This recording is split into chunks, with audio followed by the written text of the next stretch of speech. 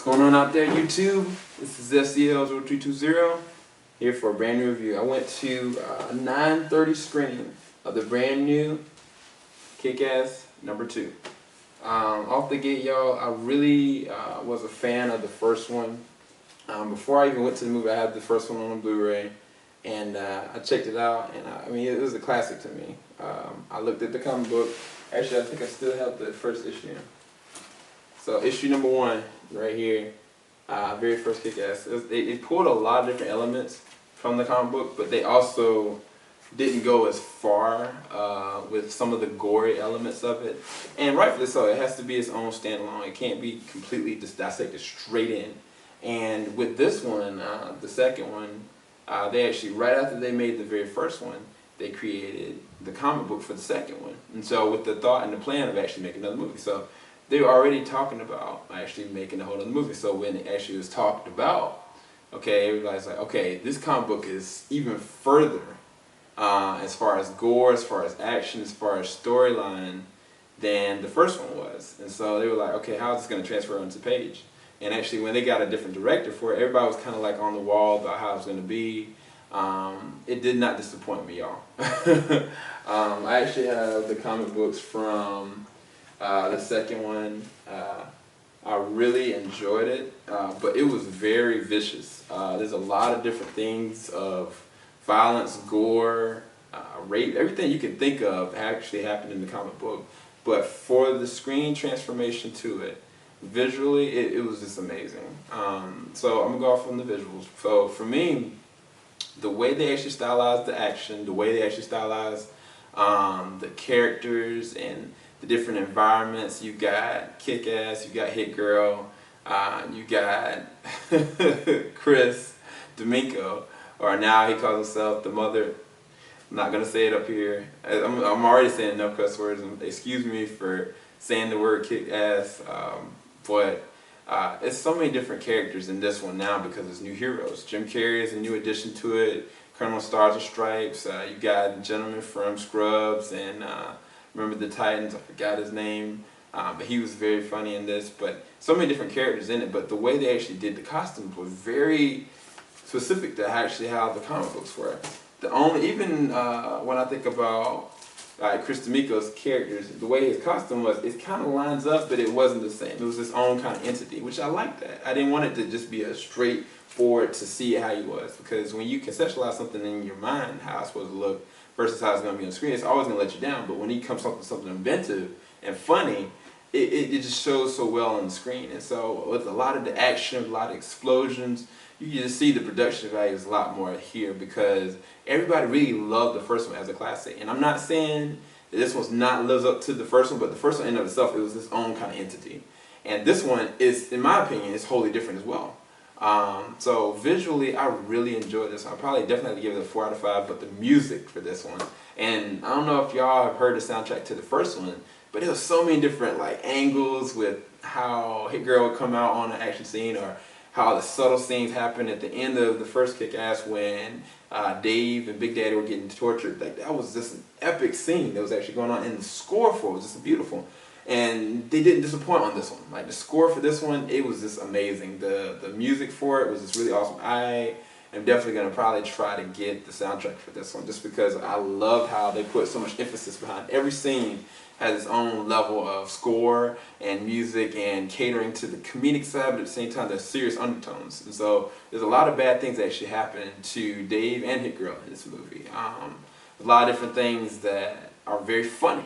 There's a lot of different elements of like production that you can tell there's a shift that's about to happen with the music, and I really like that. I really appreciated that. So the score for me and the music, I give that a 5 out of 5. If I could get a 6, I would. So I'll go ahead and jump into the characters. As far as the acting level on this one, I really thought that Aaron Johnson, he played his role in this one again. He did a really good job. He showed Dave Lebowski growing, you know, not just as a character, but he puts you into that world with his performance. And I don't know if y'all ever heard his accent. It's so very fluent. But with this one, he just immerses himself into this high school senior character that's dealing with all these hormonal related issues, but at the same time having a responsibility complex from the first one, and he wants to elevate himself, but at the same time he's scared of what it might make him become or what he might lose in the process of it. And everything that happens from the first one is a byproduct of this one. So because heroes come up, there's villains that come from that. And that is where Aaron's character and Christopher Mintz's character comes into play. And Chris, which everybody knows, McLovin, he's hilarious, but in this one, he looks like he is enjoying every second of it. I'm not saying he steals the show; they just equally balance out each other. And when I looked at the first one earlier today, and I was looking, I was like, wow, even Dave alluded to, and even it shows kind of a little bit in the comic books, but Dave's character really wanted to actually get to know Chris, like Chris D'Amico. He wanted to help him, he wanted to talk with him, and it was always something that was just getting in the way of them. If it was family, if it was the bodyguard, it was always something that's colliding with them. Even when they were Kick-Ass and Red Mist, it was always some kind of collision that was happening. And when Red Mist or Chris D'Amico's character's dad died, that changed everything. It was always never going to be this connection with it. And I mean, that brought me back to like Clark and Lex. It brought me back to all these different other kind of epic characters. And it was so well done with their characters that they didn't share that much screen time together, but you could see all the shifts that happened that messed them up, that they still have a connection, but it's now a connection of just bitterness and hardness and opposite sides of good and evil. And it was just a really good, I mean, even though they didn't share that much screen time, you could tell there's elements of their relationship. And I really like that. But of course, Chloe Grace Muniz steals the show as Hit Girl again. Now, some people are going to debate this. Some people are going to be like, oh, well, she was 10 then, now she's 15. She just doesn't feel the same. And I mean, think about this. The first one is a classic. It's its own kind of movie, you know. This one, she's growing up. She's in high school. She's a freshman, but she's still the same hit girl. But she's dealing with different hormones. She's dealing with different issues. She's dealing with a complex that she didn't think about the fact of what life was beside like being a hero. It was chosen for her, and so now she has to make the choice of being who she's supposed to be. And what's so interesting is that Aaron Johnson's character actually shows her, even though she's teaching him all these different kind of things about martial arts and how to be a better superhero, he's showing her who she really is. And it's an interesting dynamic between their relationship as well, from how Big Daddy and her were partners and everything more than that, to it's like now Dave has kind of put himself in her world and she is without anybody. I mean, she has Marcus, who now is actually, the actor has been replaced by somebody else, which is fine. He's a decent actor. He does a good performance in this one. He's been in different movies before. But now it's really about, okay, what are you going to do? You're going to put up or shut up? And at a certain point, Hit Girl deals with this complex, well, okay, I'm going to try to be a girl. I'm going to try to listen to the person that wants to raise me, wants me to be a girl. But at the same time, we're suppressing what's inside of her, who she's supposed to be. And to me, I really love the way they acted this one. And there are different things that happen to each character, but Aaron Johnson and Chloe, their characters go through hell in this movie. Like on a mental level, on a subconscious level, on a physical level. And it shows through their performance. There's never a point where I'm thinking, okay, this is just so fake. I mean, even when they joke, you can tell there's a seriousness or there's a sickness about what's going on. And I really love their performances in this one. I can't get enough of it. And of course, even with Chris, I mean, being his character's name, I really enjoyed him too. Like it was really well done. And I mean, the other people that went with me to go see this, they had looked at the first one, they enjoyed it, but they even loved this one even more because the stakes were so much higher. And you never know what's going to happen. Even though I read the comic books, I know what was going to happen, and I know what's going to happen after the events of this one, which I'm not going to spoil that for y'all. But they really enjoyed it even more so because it's the way the characters portrayed their roles. And so, to me, I mean, I know this is a high rating, but I give the acting actually a 5 out of 5 because they played on everybody's role, and even Jim Carrey. I mean, he wasn't in there for a large part of the time, but he brought a level of the character of kind of how Big Daddy was, which wasn't in there a lot, but it was so important for the development of the story. And what he represented was just crazy. Like Jim Carrey's character, he didn't even sound like himself. First of all, prosthetics on his nose. He was ex-CGB, Russian, XYZ, born again Christian. And just he did not like people to cuss, he didn't like people to do this or bad things against people. He changed himself. And that's where he developed this whole Just League kind of thing. But I love Jim Carrey in this one as well. And I can see why he probably protested against the violence. And it was interesting, he picked the character that he picked. Because he didn't necessarily kill anybody, but it was really good. I thought everybody played their role perfect. I didn't see anybody that was a lesser role.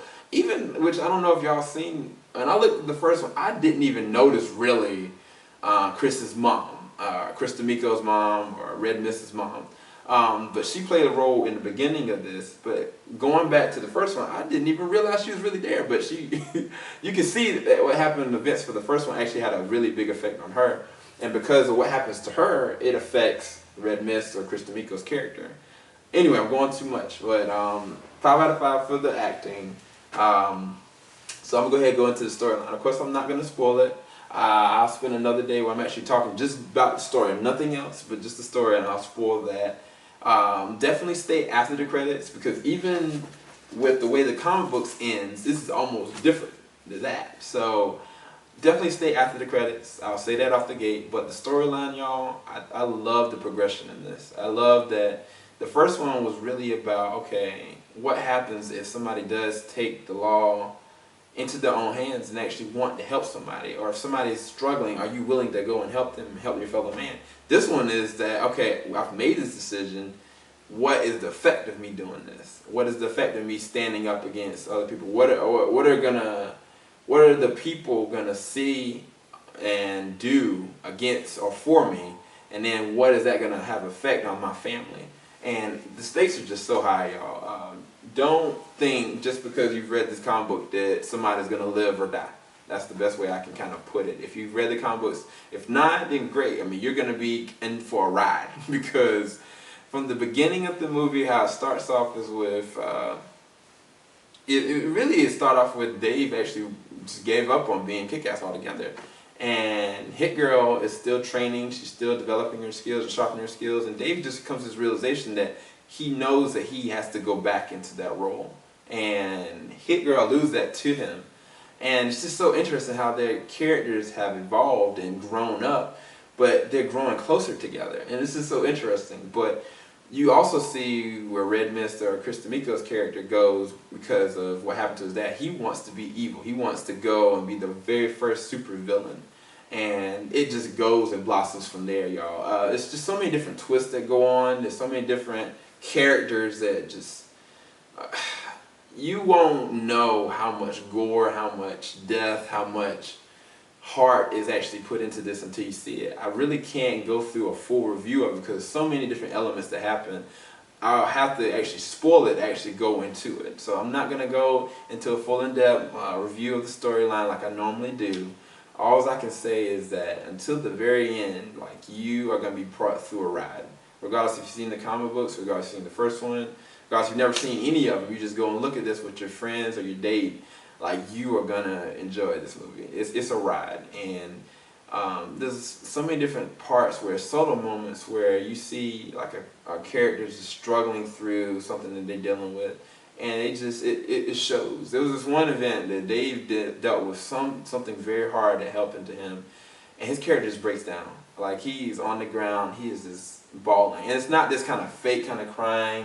Like, it's this pain that he feels, and it shows throughout after that. And that has a lot to do with the production and the direction. And I mean, storyline, of course, that's going to be pulled from the comic book, but you have to have the character and the production go at the same line. And the way you storyboard something like this and going and actually being free with it, it is fun.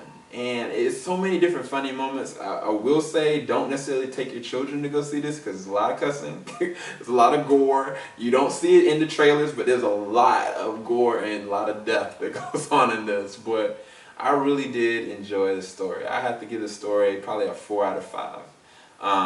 I will go into further spoilers later on. I know I've been a little bit longer, but I can't express enough how much I've enjoyed Kick-Ass 2. That's the last time I'm going to say Kick. I'm not going to say Chris D'Amico's character mother.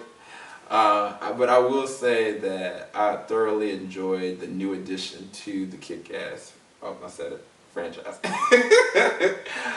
Alright everybody, it's late at night. Whenever you see this, definitely leave your comments at the bottom. If you've already seen it tonight, let me know what you thought about the movie. I will be doing another review later on the spoiler alert. But for now, y'all take care.